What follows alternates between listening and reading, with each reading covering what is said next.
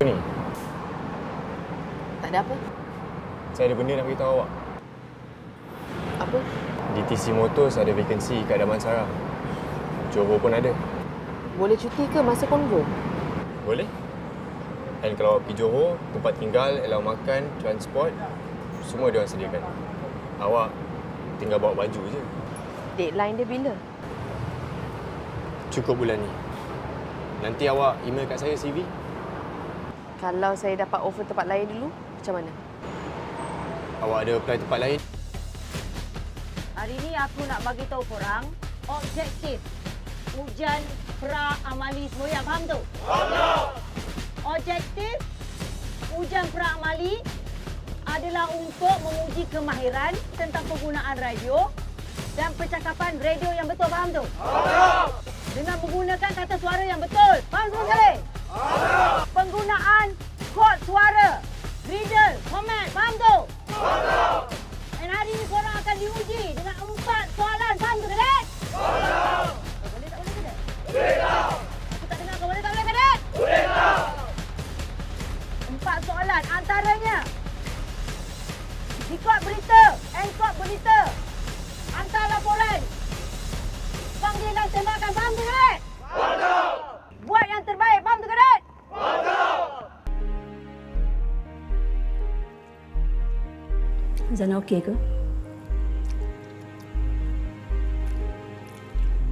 Ada apa-apa yang Zana nak beritahu Abah ke?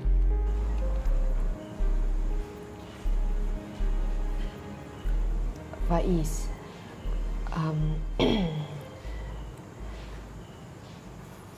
Faiz dapatkan kerja untuk Zana tapi jauh lah, Pak. Ingat ke Faiz ajak kahwin? Yang tu pun ada juga. Ha? Habis tu, Zana cakap apa? Zana cakap Zana tak ready lagi, Pak.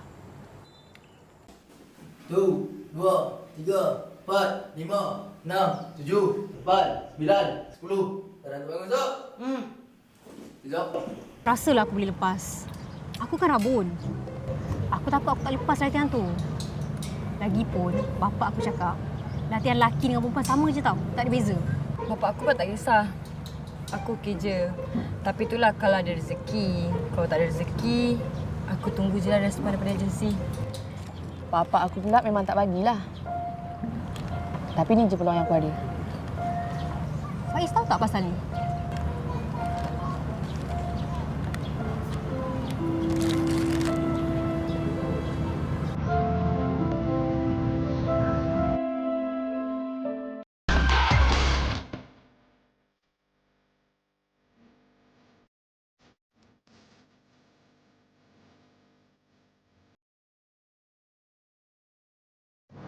Saya ada 2 good news.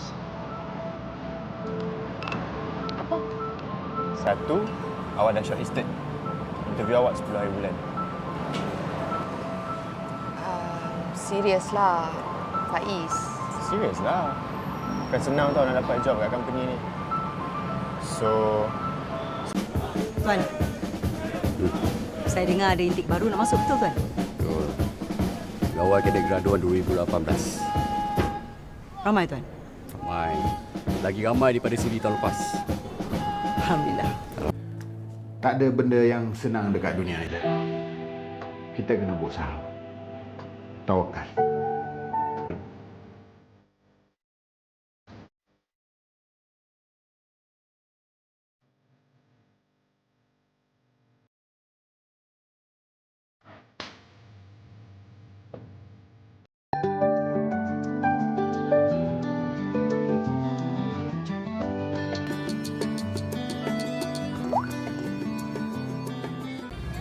no secrets between us.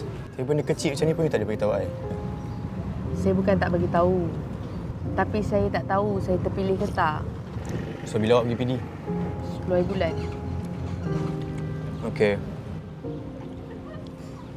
Bukan saya dah beritahu awak anniversary parents kan ke? Sorry, lupa. Tapi awak boleh pergi lambat sikit kan? Tak boleh. Saya dah plan nak pergi awal. So, awak tak nak jumpa parents saya lah. Faiz, please